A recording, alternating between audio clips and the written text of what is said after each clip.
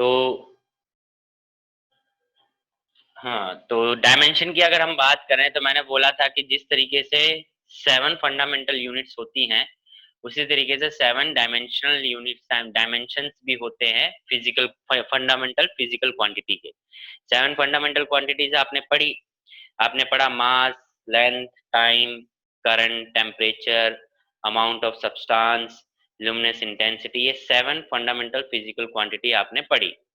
तो इनकी आपने यूनिट भी पढ़ी, यानी कि फंडामेंटल यूनिट्स। अब इसी तरीके से फंडामेंटल जो फिजिकल क्वांटिटी है, इनकी फंडामेंटल डायमेंशंस होती हैं 7। तो वो डायमेंशन में से आपको सारे तो लर्न करने की जरूरत नहीं है, मोस्टली जो आपकी यूज होंगी वो सिर्फ 3 होंगी, जिसमें पहला है मास। मास का डायमेंशन आपको यूज करना है m, जो कि स्क्वायर ब्रैकेट में होगा। फिर है लेंथ, जो कि l होगा। एंड थर्ड है टाइम, दैट इज t। बाकी जो डायमेंशन बची, 3 हमने पढ़ ली, 4 बची। 4 में जो यूनिट है वही डायमेंशन है। जैसे करंट की यूनिट क्या होती है? एम्पियर, तो वही डायमेंशन एम्पियर, यानी कि ए डायमेंशन। ठीक है। टेम्परेचर का क्या होता है? के, केल्विन, तो डायमेंशन भी के हो गया। ठीक है। करंट का एम्पियर हो गया। ठीक है। अमाउंट ऑफ सब्सटेंस तो मोल हो गया। तो इस तरीके से वही उसका डायमेंशन होता है। बट मेनली जो आपको याद रखने हैं वो कौन से याद रखने हैं? ये 3 याद रखने हैं, एम, एल, टी। तो ये डायमेंशन हो गए। अब इन डायमेंशन का यूज कैसे करना है? इनका यूज करना है डायमेंशन फॉर्मूला बनाने के लिए किसी भी फिजिकल क्वांटिटी का। ठीक है। डायमेंशनल फॉर्मूला, डायमेंशनल फॉर्मूला जब आप बनाओगे तो उसका एक फॉर्मेट है, वो है m की पावर a, l की पावर b एंड t की power c and square bracket. ठीक है। ये फॉर्मेट है कोई भी डायमेंशनल फॉर्मूला लिखने का। क्लियर है? इसके अलावा जो एक्स्ट्रा होगा, जैसे एम्पियर, ए, केल्विन, के, तो आगे आप लिख दोगे, बट मेन फॉर्मेट यही है। एग्जाम्पल के लिए समझते हैं। एग्जाम्पल के लिए हम समझते हैं, जैसे कि ये सब तो सामने लिखे ही है डायमेंशन बेसिक। मैं ले लेता हूं वेलोसिटी या फिर स्पीड, दोनों की बात सेम ही होगी। मैं साथ साथ में ना आप लोगों को बनाना भी सिखा रहा हूँ कि किस तरीके से आप यूनिट बना सकते हो, क्योंकि यहाँ पे फॉर्मूला अगर आपको लर्न है किसी फिजिकल क्वांटिटी का, फॉर्मूला अगर आपको लर्न है तो आप इजीली उस फॉर्मूले से यूनिट बना सकते हैं, और अगर आपको यूनिट पता है तो डायमेंशनल फॉर्मूला बना सकते हैं। अगर आपको यूनिट से डायमेंशनल फॉर्मूला बनाना आ गया है तो आप डायमेंशनल फॉर्मूला से यूनिट भी बना सकते हैं। ठीक है। तो ये आपस में सारे लिंक है। तो ये कैसे है ये देखो, समझो। वेलोसिटी स्पीड की अगर बात करूं तो वो होता क्या है? वेल, स्पीड डिस्टेंस हो जाता है और वेलोसिटी डिस्प्लेसमेंट हो जाता है। फर्क ये है कि स्पीड स्केलर है और वेलोसिटी आपकी वेक्टर है। तो फॉर्मूला क्या क्या दे रहा है? डिस्टेंस डिस्प्लेसमेंट अपॉन में टाइम। अब अगर आप डिस्प्लेसमेंट की बात करो तो डिस्प्लेसमेंट क्या होता है? लेंथ, है ना। डिस्प्लेसमेंट होता है लेंथ, तो लेंथ का क्या आ जाएगा? एल। और टाइम की अगर हम बात करें तो वो होता है टी, है ना। तो ये क्या बन गया? एल टी, ऊपर जाएगा तो -1, या फिर एम इसमें नहीं है, मास नहीं है, तो जो वैल्यू नहीं है उसकी पावर 0, एम की पावर 0, एल टी की पावर -1। ठीक है। सर मास लिखना जरूरी है? हाँ, लिखना जरूरी है, बहुत टीचर इसको इम्पोर्टेंस देते हैं, नहीं तो आप आगे चलोगे तो LT-1 लिखेंगे। ये मैंने इसलिए बताया है कि एनसीईआरटी में इसी तरीके से लिखा होता है, बट LT-1 भी लिखोगे तो कोई गलत नहीं है। कई बार टीचर्स बोलते हैं बहुत स्कूलों के कि इस पूरा फॉर्मेट लिखो, तो इसलिए मैं पूरा फॉर्मेट भी बता रहा हूँ। और बाकी ऑर्डर LT ऐसा ही रहेगा? ऑर्डर ऐसे ही रहेगा, MLT का ही ऑर्डर रहेगा। ठीक। ठीक है। दूसरा एग्जाम्पल देखो, एक्सेलरेशन। फॉर्मूला क्या होता है? वेलोसिटी अपॉन में टाइम। अब अगर वेलोसिटी की बात करो तो वेलोसिटी का तो या तो लर्न होगा, जैसे आपने वेलोसिटी निकाल चुके हो क्या? LT-1। नहीं लर्न है तो इसके बेस पे आप निकाल लोगे। तो एल टी माइनस वन ये वेलोसिटी का है, अपॉन में क्या आ जाएगा टाइम, तो टाइम यानी टी, तो क्या बन जाएगा, तो बन जाएगा ये टी ऊपर जाएगा तो एल टी की पावर माइनस टू, ठीक है। या फिर इसको आप क्या लिख सकते हो, एम की पावर जीरो एल टी की पावर माइनस टू, ये डायमेंशन किसका हो गया, एक्सेलरेशन का। दूसरा देखिए आप क्या कह सकते हो, तीसरा देखो अगर फोर्स, फोर्स की अगर मैं बात करता हूं तो फोर्स क्या होता है, मास इनटू एक्सेलरेशन, फोर्स होता है मास इनटू एक्सेलरेशन। तो मास इनटू एक्सेलरेशन की अगर आप बात करोगे तो मास मतलब m, है ना, और एक्सेलरेशन मतलब अभी निकाले आप, आपको लर्न होना चाहिए, that is L T minus to, combine करोगे तो क्या बन गया, m L T minus to, ठीक है। तो ये आप इसका फॉर्मूला बनाएंगे। फिर आप देखेंगे आप देखते हैं जैसे वर्क हो गया या फिर एनर्जी कह लो, वर्क की देख लेते हैं, वर्क और एनर्जी का सेम होता है। तो वर्क का देखोगे तो वर्क इज इक्वल टू क्या होता है, फोर्स इनटू डिस्प्लेसमेंट, है ना।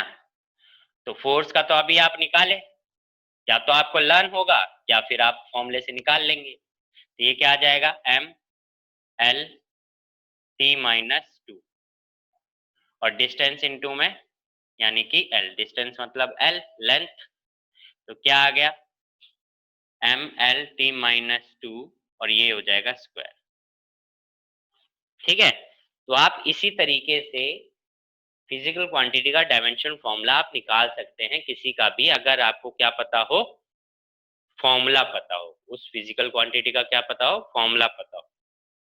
अब आपके ये आपको समझ में आया सभी को, यस सर। तो अब डायमेंशन फॉर्मूला जो है, ये जो आपको समझे हो, इनमें कुछ बेसिक है जो आपको लर्न होने चाहिए, बाकी तो आप हर चीज लर्न नहीं कर पाएंगे, तो निकालना जरूरी है कि आप निकालना जानते हो। तो आप क्या करेंगे, एनसीईआरटी के पीछे बैक साइड में जाएंगे, फर्स्ट पार्ट फर्स्ट में, तो उसमें क्या है कि काफी सारे आप देखेंगे 2-3 पेजों में फिजिकल क्वांटिटी फॉर्मूला और डायमेंशन, ये इसके कॉलम बने हुए हैं। तो बहुत बड़ी टेबल है, जितना भी आप पढ़ोगे पूरे सिलेबस में उन सभी का दे रखा है, ठीक है। तो आपको क्या करना है, उसमें 1 से लेकर 12 तक लर्न होना चाहिए, मैंने लास्ट क्लास में भी बोला था, Anupama, yes last class sir. में बोला था मैंने, लर्न किया आपने, सर बहुत अच्छे से तो नहीं हुआ है। हाँ बहुत अच्छे से नहीं हुआ है, बट एक बार और प्रैक्टिस कर लेना, ठीक है। Yes sir. तो प्रैक्टिस करना जरूरी है। तो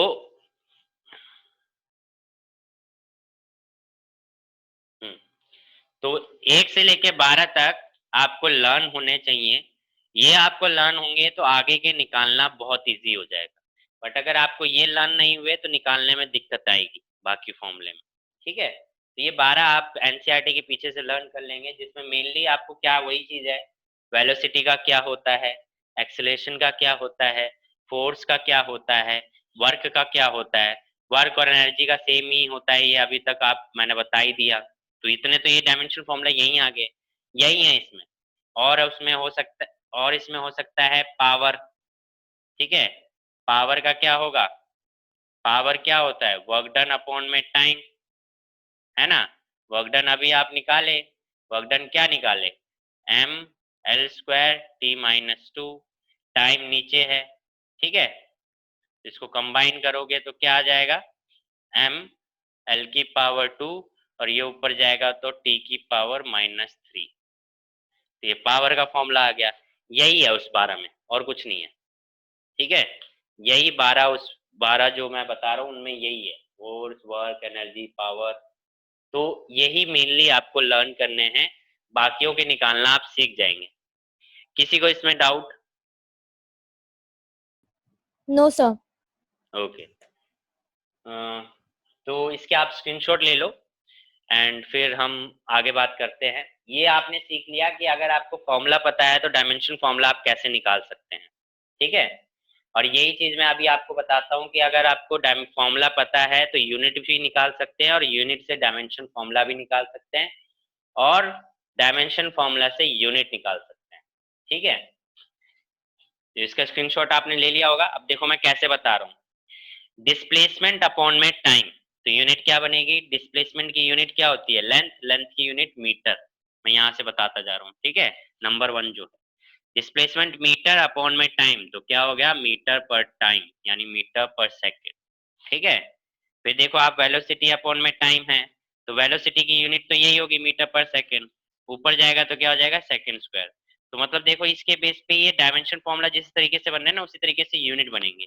लेंथ पर सेकेंड है, लेंथ पर सेकेंड। दूसरा देखो एक्सेलरेशन क्या है? लेंथ पर सेकेंड स्क्वायर है, तो लेंथ पर सेकेंड स्क्वायर। डायमेंशन फॉर्मूला देखिए। फोर्स देखिए, फोर्स का देखोगे तो क्या आया है? mlt की पावर -2। तो m यानी मास, मास मतलब किलोग्राम, l मतलब लेंथ, लेंथ मतलब मीटर, t मतलब टाइम यानी सेकंड, सेकंड का पावर -2, यूनिट बन गई। ये किसकी यूनिट आ गई? फोर्स की। अभी तक आप क्या पढ़ते आ रहे थे? न्यूटन। न्यूटन क्या है? एब्सोल्यूट यूनिट है, एसआई यूनिट है। ठीक है, न्यूटन क्या है? एब्सोल्यूट यूनिट है, एसआई यूनिट है। ये क्या है? Kilogram metre per second square क्या है? एमकेएस सिस्टम यूनिट है। लास्ट क्लास में हमने सिस्टम ऑफ यूनिट पढ़ा था। मुकुल, आपने जो मैंने वीडियो भेजी थी वो आपने पढ़ी, देखी मतलब?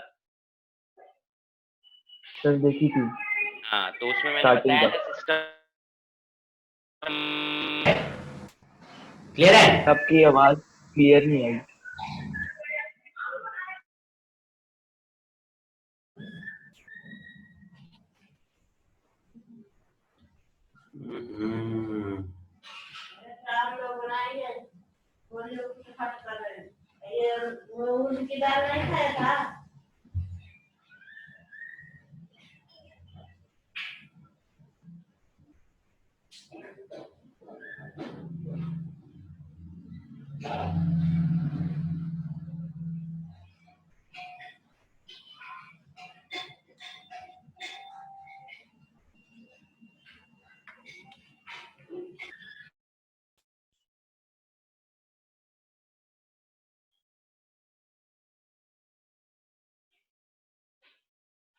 अभी क्लियर है?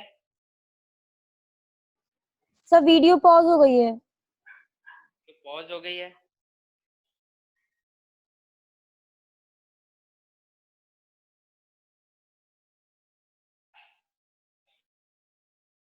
अभी क्लियर है?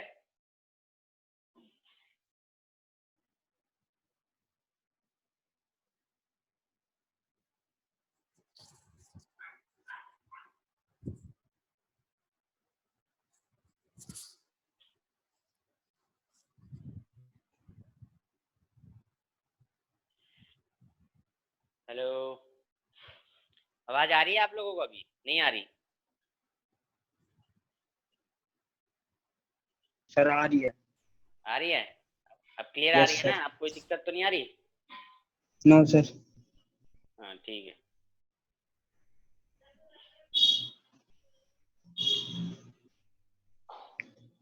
ओके, तो वीडियो भी क्लियर है? अब पॉज तो नहीं है? सर नो थोड़ी सी सर, थोड़ी ब्लर हो ब्लर गई है। है लेकिन। एक मिनट रुको, थोड़ा नेट इशू हो गया होगा। नेट की स्पीड का पंगा हो जाता है ना कई बार।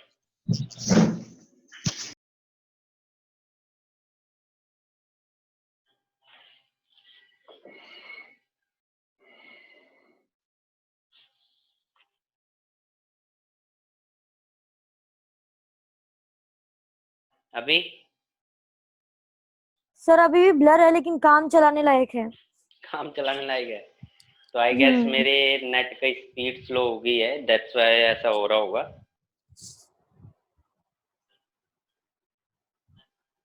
चलो कोई नहीं, मैं बोलता रहूंगा तो आप समझते रहना। वैसे देखते हैं, अगर ओके सर। स्पीड स्पीड अच्छी हुई तो फिर हो जाएगा ठीक।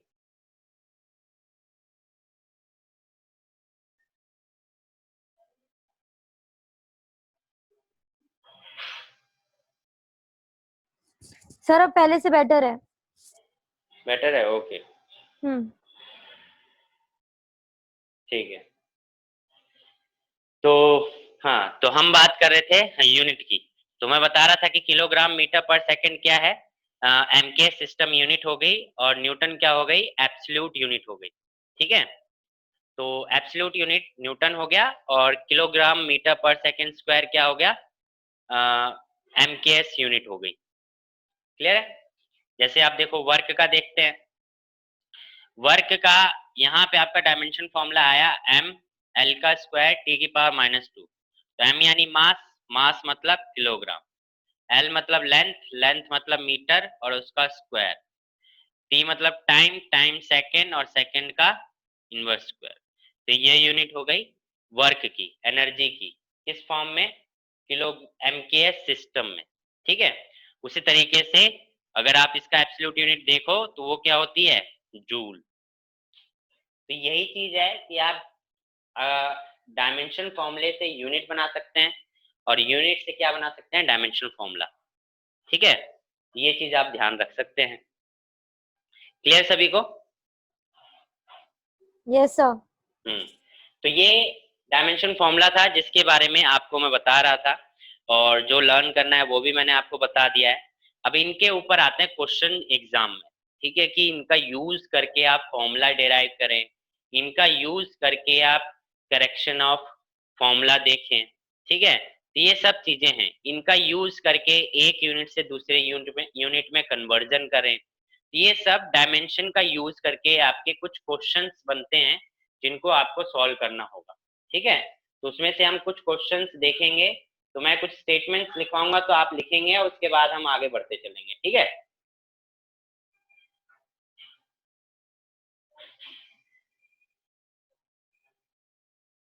तो सबसे पहला आप लिखेंगे सभी, इसको रब कर देता हूं, एप्लीकेशन ऑफ डायमेंशनल फॉर्मूला या application of dimension.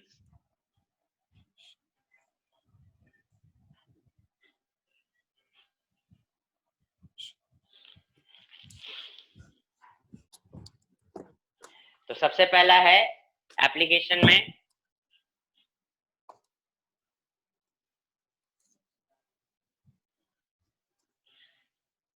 To convert a physical quantity from one system of units to another. ठीक है, तो सबसे पहले हम क्या करेंगे, to convert a physical quantity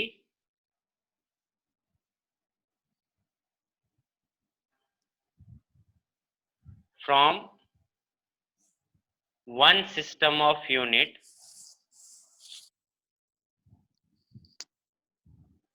to another. इसका मतलब है कि जैसे एमकेएस से सीजीएस में करना, और सीजीएस से एमकेएस में करना, एक सिस्टम ऑफ यूनिट से दूसरे सिस्टम ऑफ यूनिट में कन्वर्ट करना, उसके बारे में हम इसमें पढ़ेंगे। क्लियर है? तो देखो इसमें एग्जाम्पल के लिए हम पढ़ते हैं, एग्जाम्पल के लिए मैं एक समझाता हूं। लेट्स से कि मैं कह रहा हूं कि 1 kilogram metre per second square में कितने ग्राम सेंटीमीटर सेकंड स्क्वायर होंगे। ठीक है, तो हमें ये वैल्यू निकालनी है कि 1 kilogram metre per second square में कितने gram centimetre per second square होंगे, ये हमें कैलकुलेट करना है। तो देखिए यहाँ पे हम पहले सिंबल्स देख लेते हैं कि क्या क्या सिंबल्स शो कर रहा है। ये जो शो कर रहा है ये कर रहा है N1। ठीक है, ये क्या शो कर रहा है, N1। किलोग्राम जो ये वाला है वो है M1, ये क्या है L1, ये क्या है T1। ठीक है, और इनकी कुछ ना कुछ पावर होगी, M1 की पावर A, L1 की पावर B एंड T1 की पावर C। फिर हमें जो निकालना है वो है N2। फिर हमें जो निकालना है वो क्या है, N2। और N2 ये है हमारा M2, ये है हमारा L2, ये है हमारा T2, और पावर क्या होगी, A B C।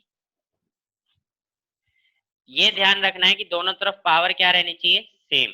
अगर पावर अलग अलग है इसका मतलब कुछ गड़बड़ है, इसको सही करना पड़ेगा। अगर अलग अलग पावर है तो आपको सेम पावर में लेके आना पड़ेगा, तभी ये सॉल्व हो सकता है, अदरवाइज नहीं होगा। यहाँ तक बात सभी को क्लियर है? Yes sir. बोर्ड पे दिख रहे हैं? Yes sir. तो इस तरीके से आप क्या करेंगे, निकालेंगे। हमें क्या निकालना है, N2 की वैल्यू निकालनी है। अब N2 की वैल्यू निकालनी है तो ये सारा क्या आ जाएगा नीचे। तो N2 की वैल्यू निकालने के लिए आप क्या करोगे,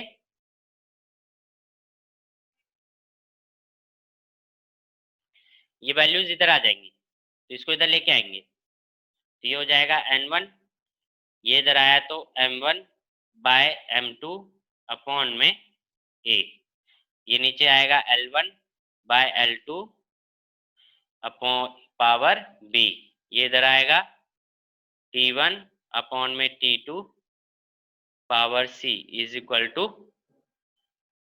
N2।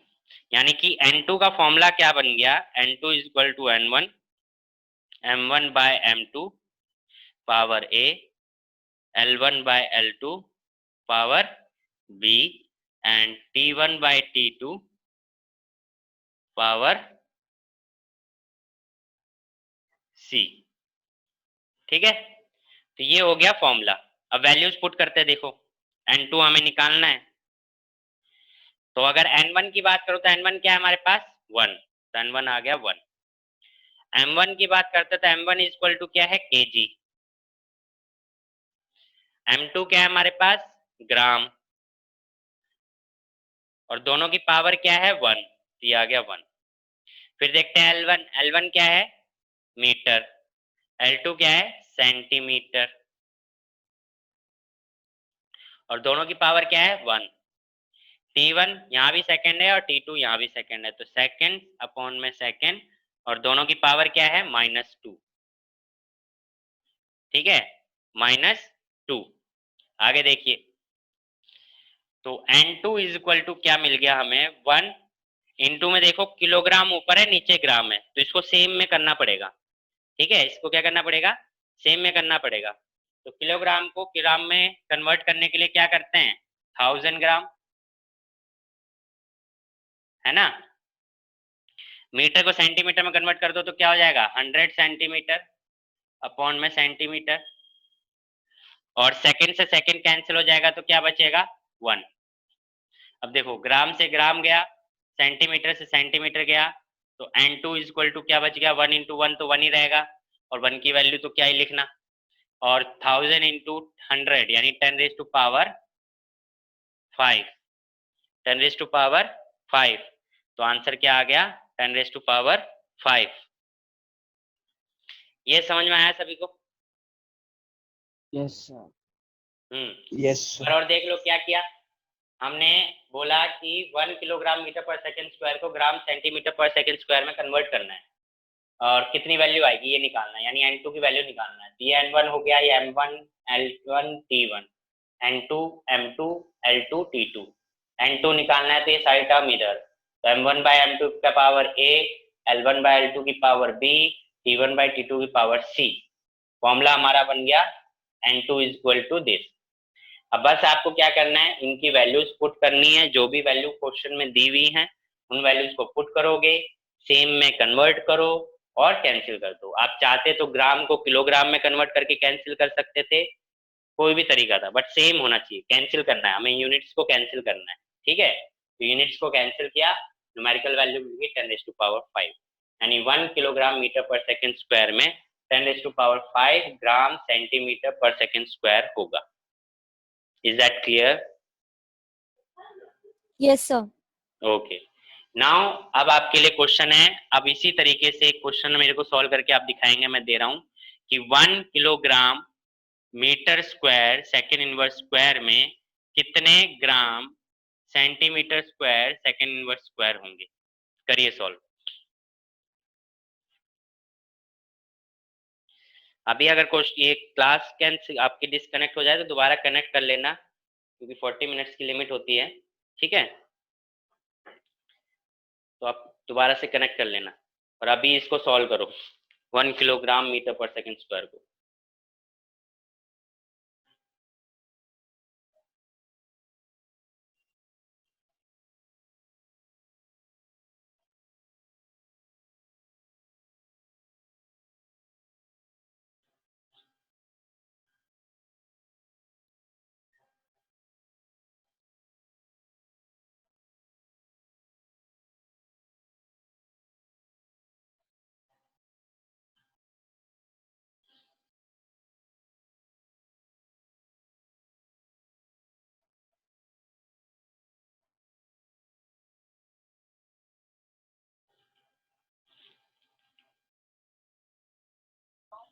Sir 10 to the power 7. Aryan का आ रहा है 10⁻⁷। बाकी बोलें।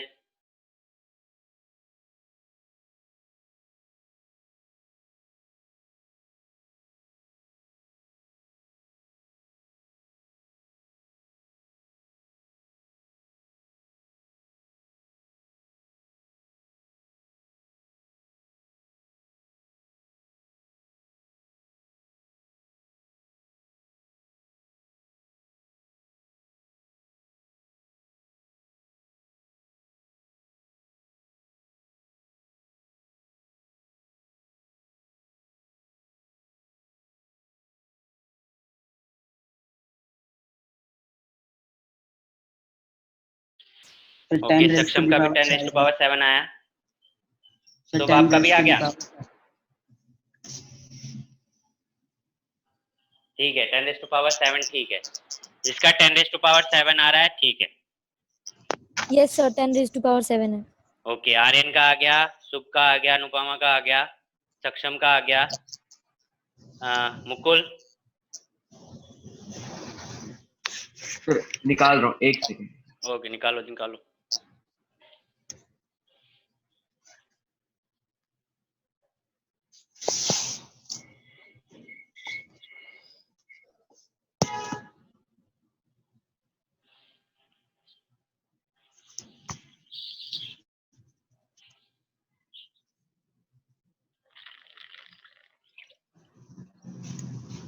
सर 10⁻⁷।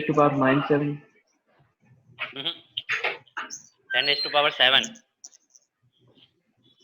हाँ यस सर यस। ठीक है देखो यहाँ पे हाँ। क्या चेंज आ रहा होगा। सेंटीमीटर का स्क्वायर हो गया ना इस बार। Yes, sir. हाँ तो सेंटीमीटर का स्क्वायर करोगे आप यहाँ पे, तो जब स्क्वायर करोगे तो ये 20 की जगह 40 हो जाएगा, और 40 और 3 कितने हो गए 7, तो आंसर 10⁻⁷ आ जाएगा। ठीक है सर एक बार साइड हो जाओ, स्क्रीनशॉट लेना है। ओके ओके लो लो।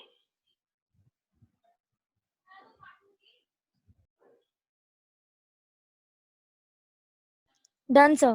ओके तो ये था आपका कन्वर्जन यानी first application, conversion of physical quantity from one system of unit to another. ठीक है एक मैं देता हूँ रुको।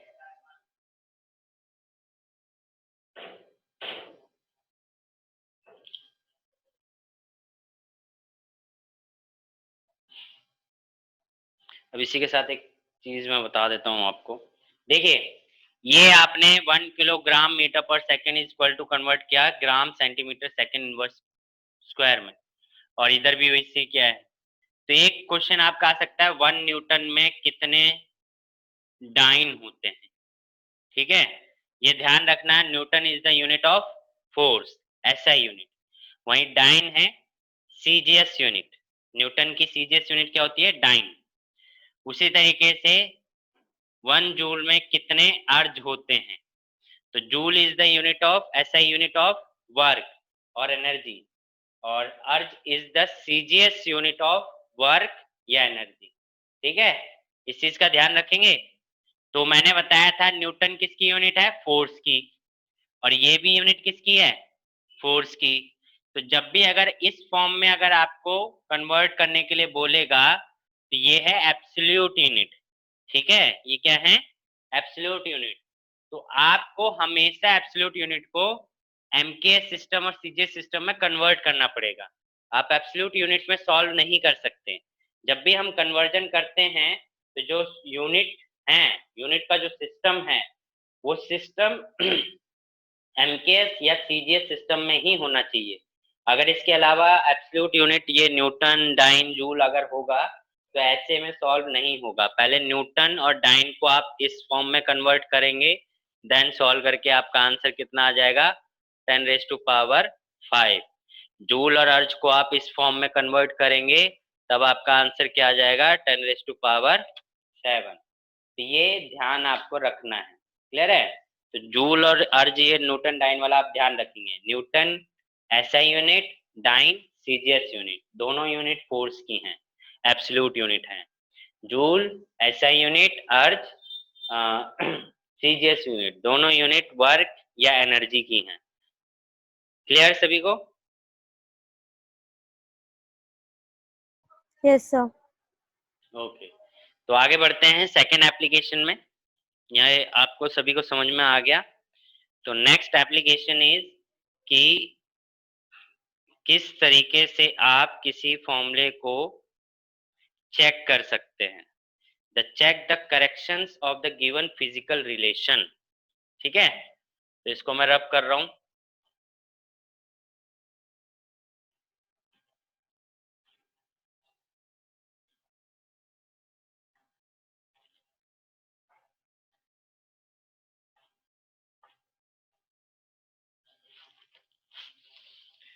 हाँ, तो क्या है second application? To check the correction of physical relation. ठीक है, to check the physical relation, physical relation निकालने चेक करने के लिए। जैसे कि यहाँ देखिए, और ये जो आप चेक करोगे डायमेंशनली करोगे। ठीक है, ये जब आप चेक करोगे तो कैसे करोगे? डायमेंशनली करोगे। तो डायमेंशनली करने के लिए चलिए, मैं ये क्लास वैसे भी डिस्कनेक्ट होने वाली है, तो मैं नेक्स्ट क्लास स्टार्ट कर रहा हूँ। ये इसको एंड कर रहे हैं, उसको आप ज्वाइन करिए। ठीक है, 1 मिनट से भी कम टाइम बचा है। नेक्स्ट क्लास ज्वाइन करिए, मतलब मैं दोबारा बना रहा हूँ, इसको खत्म कर। Okay sir.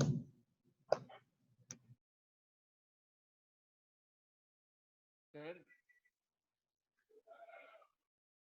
Excuse me sir, excuse me sir.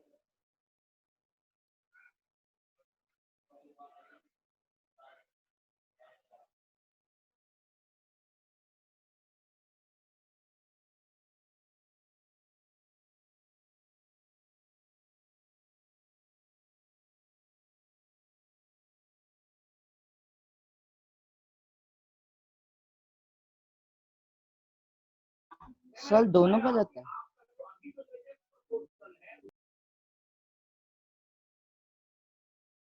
Sir पहला वाला रॉन्ग है और है। एक सेकंड पहले वाला रॉन्ग है। Sir okay। दोनों ही रॉन्ग है।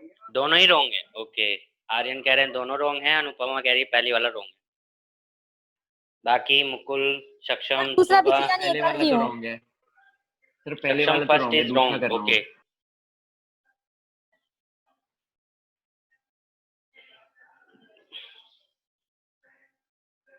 सर पहले वाला गलत है, दूसरे वाला सही है। दूसरे वाला सही है। ओके आर्यन आप कह रहे हो दोनों ही गलत हैं। P is equal to momentum, linear momentum नहीं पढ़ा? P is equal to mv। क्या होता था उसका फॉर्मूला? ओ सर मैंने एम को मास समझ लिया। हाँ, तो m मास ही है। m मास v वेलोसिटी। चलो देखो, सेकंड इज करेक्ट। सक्षम इज कह रहे हैं कि सेकंड करेक्ट है। ओके, देखो सबसे पहली बात तो दोनों में जो P है मोमेंटम है, मोमेंटम का फॉर्मूला आपको ध्यान होना चाहिए। सेकंड वैसे रॉन्ग आना चाहिए, करेक्ट कैसे आ रहा है? लीनियर मोमेंटम होता है mv स्क्वायर।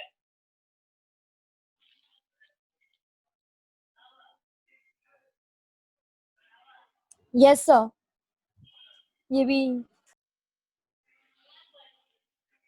सबका हो गया?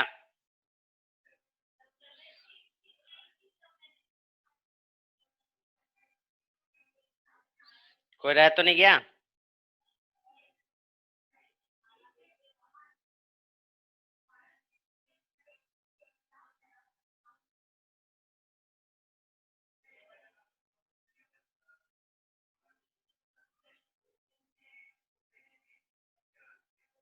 हाँ सर, दूसरा गलत आ रहा है। दूसरा गलत आ रहा है। आप लोग जैसे बोल दो वैसे कंफ्यूज हो जाते हो।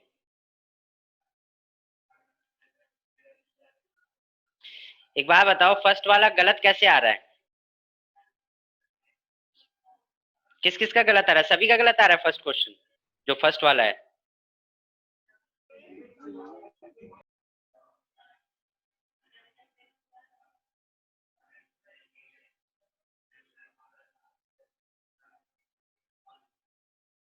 सर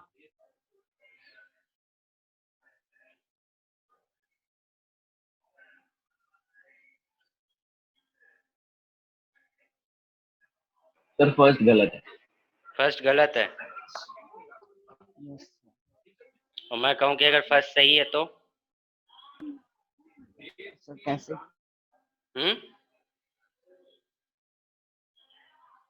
कैसे कैसे सर अब आप ही बता दो।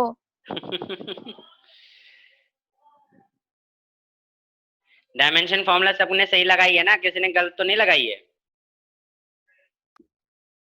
सर अभी सारे फॉर्मूलाज अच्छे से थोड़े ना याद हुए हैं। सारे फॉर्मूले अच्छे से याद नहीं हुए हैं तो फिर मतलब गलती कर रहे हैं आप लोग।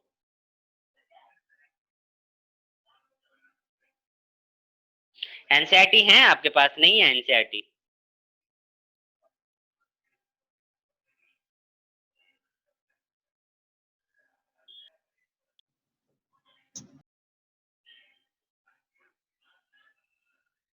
सर अभी लेके नहीं बैठे एनसीईआरटी।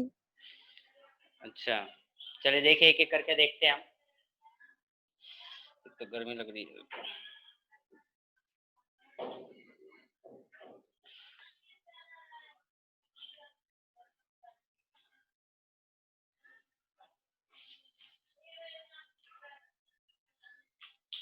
तो अब अगर आप देखो तो हम फर्स्ट इक्वेशन सॉल्व करते हैं, that is f is equal to mv²/r।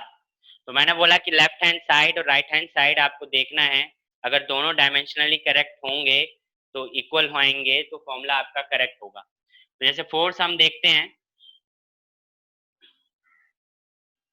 Force अगर हम देखते हैं तो फोर्स इक्वल टू क्या होता है?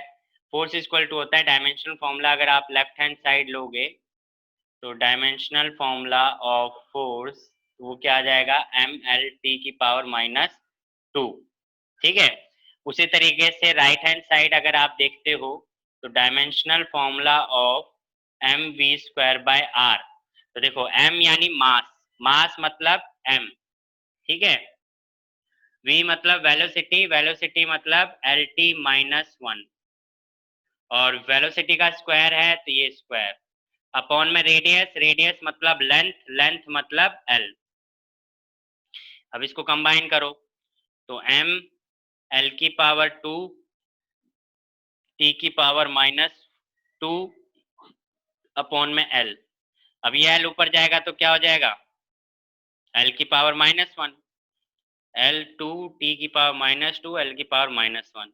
बेस अगर सेम होते तो पावर ऐड होती हैं तो क्या बन जाएगा? mL/-2। तो आपने देखा कि left hand side is equal to right hand side, तो फॉर्मूला क्या हुआ? करेक्ट हुआ। आप लोग क्या बोल रहे थे? रॉन्ग। देखिए कहाँ गलती करी आप लोगों ने।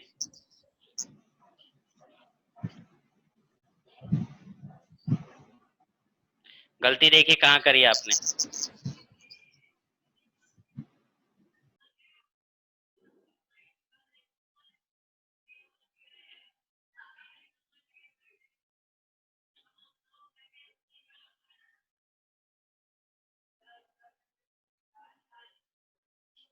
समझ में आया?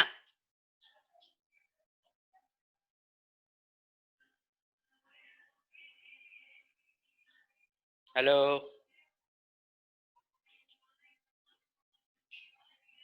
आवाज नहीं आ रही आप लोगों को?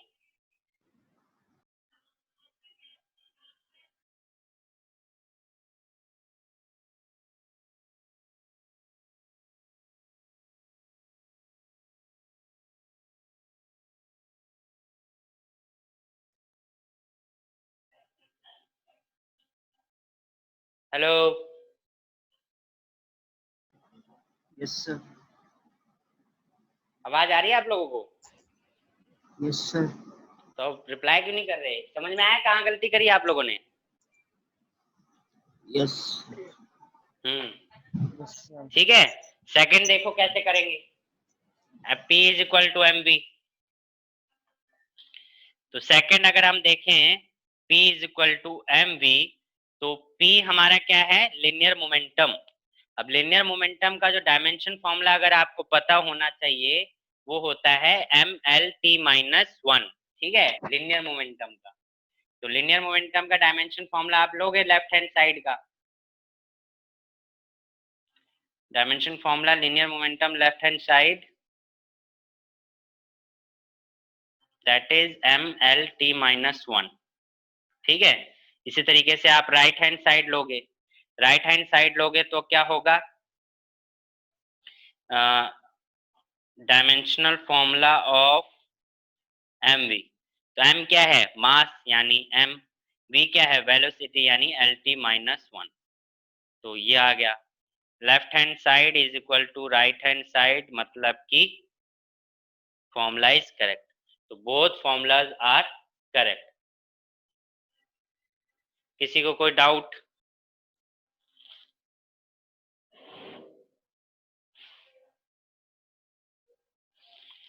देखिए किसी को कोई डाउट आ रहा हो?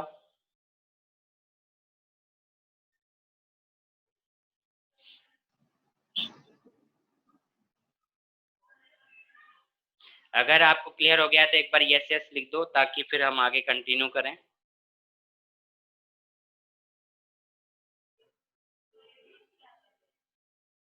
सक्षम क्लियर है, अनुपमा, मुकुल, सुबह, आर्यन, यस, ओके, ठीक है। तो आप लोगों को क्लियर हो गया। तो नेक्स्ट थर्ड एप्लीकेशन, डायमेंशन की थर्ड एप्लीकेशन की तरफ बढ़ते हैं। इसका आप स्क्रीनशॉट ले लीजिए, फिर मैं इसको रब करता हूँ।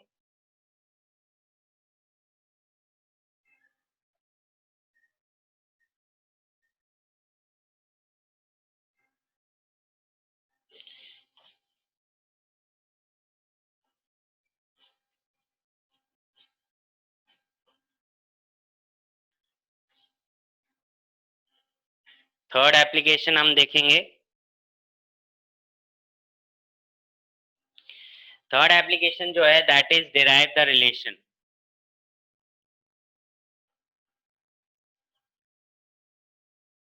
डिराइव द रिलेशन, ठीक है। इसमें बेसिकली आपको क्या होगा कि एक स्टेटमेंट दे दी जाएगी और उस स्टेटमेंट के बेस पे आपको क्या करना होगा, एक फॉर्मूला डिराइव करना होगा, ठीक है। एक डेरिवेशन टाइप होगी जो कि आपको खुद ही करनी होगी एक तरीके से, ठीक है। तो ये वो चीज है। अब इसमें क्या है कि आप लोग अगर देखो, इसमें आपको मेनली डायमेंशन फॉर्मूला आपका यूज होगा जो आपको लर्न होना चाहिए, बिना डायमेंशन फॉर्मूले के नहीं होगा, ठीक है। तो अभी एक मैं स्टेटमेंट बोल रहा हूँ, आप लोग वो स्टेटमेंट लिख लीजिए, ठीक है। स्टेटमेंट लिख लीजिए, फिर हम इसको कंटिन्यू करते हैं, मैं बताता हूँ फिर कैसे करना है। स्टेटमेंट है the force F, capital F, is directly proportional to the mass, is directly proportional to the mass small m,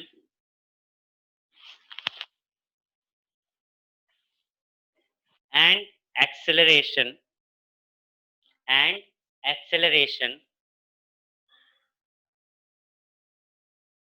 small a, and acceleration small a, derive the relation, derive the relation, derive the relation, ठीक है। तो देखिए क्या करना है, question में क्या कह रहा है, क्वेश्चन में कह रहा है जो फोर्स F है वो डायरेक्टली डिपेंड कर रहा है मास में और डिपेंड कर रहा है एक्सेलरेशन पे, ठीक है। ये क्वेश्चन में बोला है। अब आप ध्यान रखें, जब भी इस तरीके से क्वेश्चन को लिखेंगे, मतलब जो भी क्वेश्चन में बोलेगा आपको वही लिखना है, कुछ अलग नहीं करना है। क्वेश्चन में बोला कि फोर्स मास पे डिपेंड कर रहा है, लिख दिया। क्वेश्चन में बोल रहा है फोर्स एक्सेलरेशन पे डिपेंड कर रहा है, लिख दिया। अब इनकी पावर कुछ ना कुछ होगी, मान लेते हैं एक्स और वाई इनकी पावर है, ठीक है। कंबाइन करने पे, ऑन कंबाइनिंग,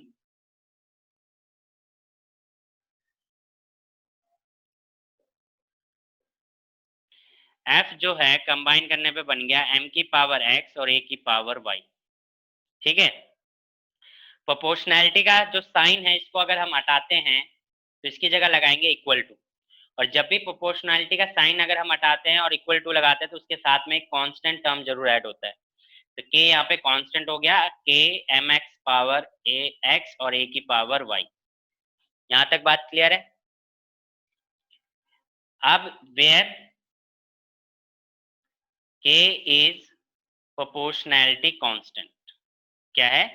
प्रोपोर्शनैलिटी कांस्टेंट। ठीक है, अब आप क्या करेंगे, वही चीज left hand side right hand side लेंगे और इनका डायमेंशन फॉर्मूला निकालेंगे। देखिए, तो लेफ्ट हैंड साइड अगर मैं लेता हूं तो डायमेंशनल फॉर्मूला ऑफ जो फोर्स है वो क्या होगा, MLT-2, जो अभी तक आपको लर्न हो गया होगा। राइट हैंड साइड लेता हूं तो डायमेंशनल फॉर्मूला ऑफ m, क्योंकि k की वैल्यू तो पता कांस्टेंट है तो कांस्टेंट को इग्नोर करता है डायमेंशन फॉर्मूला, तो m यानी मास, मास यानी m और पावर x, a मतलब एक्सेलरेशन, एक्सेलरेशन मतलब LT-2 पावर y। ठीक है, कंबाइन करोगे तो इसका क्या बन जाएगा, देखिए इसका पावर क्या बन जाएगी, m की पावर x, l की पावर y और t की पावर -2y। ठीक है, l की पावर x, m की पावर x, l की पावर y और t की पावर -2y। पावर क्या हो गया, मल्टीप्लाई हो गया और उसको कंबाइन करके लिख दिया है। ठीक है, अब देखिए हम कहते हैं यहाँ क्या कर लगा हुआ है, बीच में इक्वल लगा हुआ है, तो इक्वल का मतलब ये होता है कि जो लेफ्ट हैंड साइड और जो राइट हैंड साइड के बीच में अगर इक्वल का साइन लग जाता है, इसका मतलब ये दोनों लेफ्ट हैंड साइड और राइट हैंड साइड हर रिस्पेक्ट में क्या होंगे, इक्वल होने चाहिए। हर रिस्पेक्ट में क्या होंगे, इक्वल होने चाहिए। अब इक्वल होने का मतलब है कि जो भी इनकी टर्म होगी वो इक्वल होगी। तो हम मान लेते हैं according to principle of homogeneity. ठीक है, according to principle of homogeneity, वो होमोजेनिटी प्रिंसिपल क्या कहता है कि अगर किसी दो फिजिकल क्वांटिटी के बीच में इक्वल टू का साइन सिंबल लग जाएगा, इसका मतलब वो फिजिकल क्वांटिटी हर रिस्पेक्ट में क्या होंगे, इक्वल होंगे। तो अगर हर रिस्पेक्ट में इक्वल होंगे इसका मतलब लेफ्ट हैंड साइड और राइट हैंड साइड का डायमेंशन फॉर्मूला भी क्या होना चाहिए, इक्वल होना चाहिए। अगर डायमेंशन फॉर्मूला इक्वल होना चाहिए तो ऐसे में उसकी जो पावर्स हैं वो भी क्या होनी चाहिए, इक्वल होनी चाहिए। तो देखो यहाँ MLT-2 है, यहाँ m की पावर x, l की पावर y, t की पावर -2y है। तो इन दोनों को अगर कंपेयर करते हैं तो मेरे को x इक्वल टू क्या मिल जाता है, 1, y इक्वल टू क्या मिल जाता है, 1। देखो यहीं से हमें x और y की वैल्यू मिल गई है। क्या हुआ अनुपमा, कोई दिक्कत?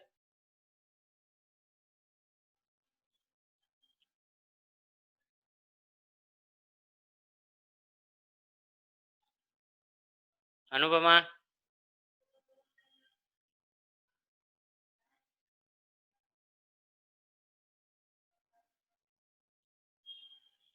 अनुपमा, वॉइस नहीं आ रही आप लोगों को? सर आ रही है। अनुपमा को नहीं आ रही शायद।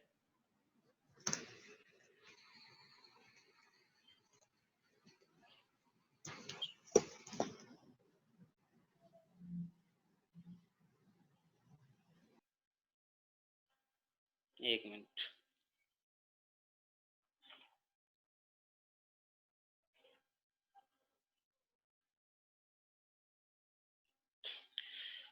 तो ये देखिए, तो हमारे को x और y मिल गया, x और y मिल जाएगा तो ऐसे में क्या होगा, x और y मिल जाएगा तो ऐसे में आप देखेंगे मिल चुका है। तो थर्ड यानी -2y इक्वल टू, ये जाने की जरूरत है नहीं, इसको हम पुट कर देंगे किसमें, पुटिंग इन इक्वेशन इसको हम इक्वेशन 1 मान लेंगे, जो k वाली इक्वेशन है उसको 1 मान लेंगे, ठीक है। तो इक्वेशन 1, तो f इज इक्वल टू क्या मिल गया, k m की पावर x की वैल्यू 1 है तो 1 हो जाएगा, y की वैल्यू 1 है तो 1 हो जाएगा, तो फॉर्मूला ये बन गया। इसमें कोई डाउट आप लोगों को?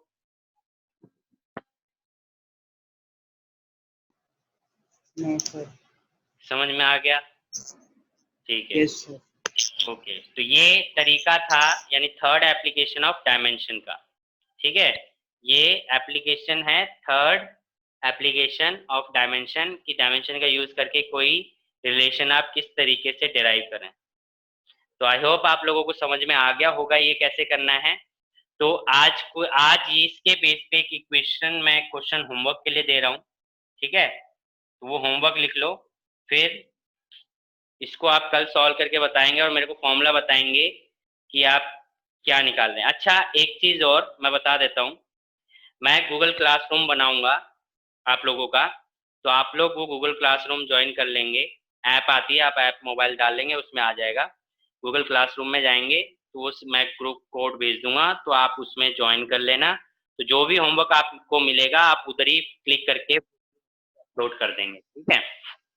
क्योंकि ऐसे तो मुझे पता नहीं चलेगा आप क्या कर रहे हैं, कैसे कर रहे हैं, सही कर रहे हैं, गलत कर रहे हैं, ठीक है। तो आप लोग क्या करेंगे कि अपने होमवर्क वहीं पे अपलोड कर दिया करेंगे, मैं ग्रुप में मैसेज कर दूंगा, कोड भेज दूंगा, तो गूगल क्लासरूम आप ऐप डाउनलोड कर लेना, ठीक है। अभी का होमवर्क लिख लो। काइनेटिक एनर्जी, अभी का होमवर्क लिख लीजिए। Kinetic energy, kinetic energy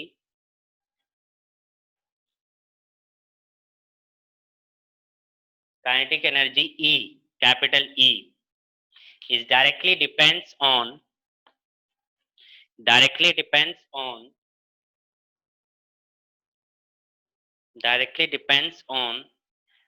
mass of the body,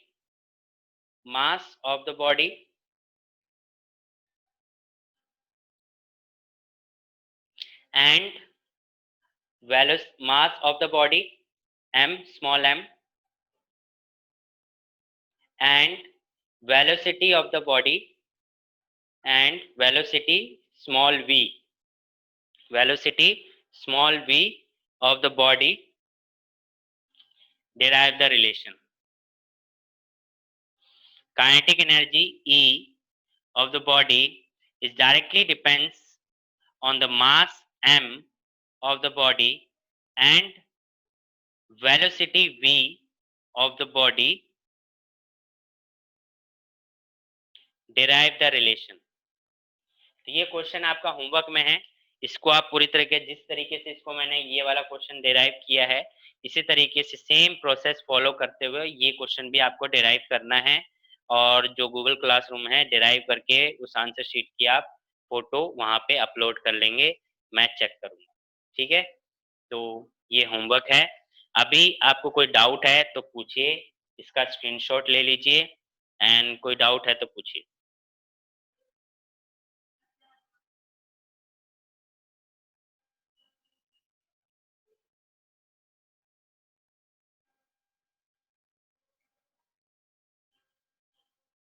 कोई डाउट नहीं है, ठीक है। तो मिलते हैं फिर नेक्स्ट क्लास में। Till then, bye bye. Thank you sir.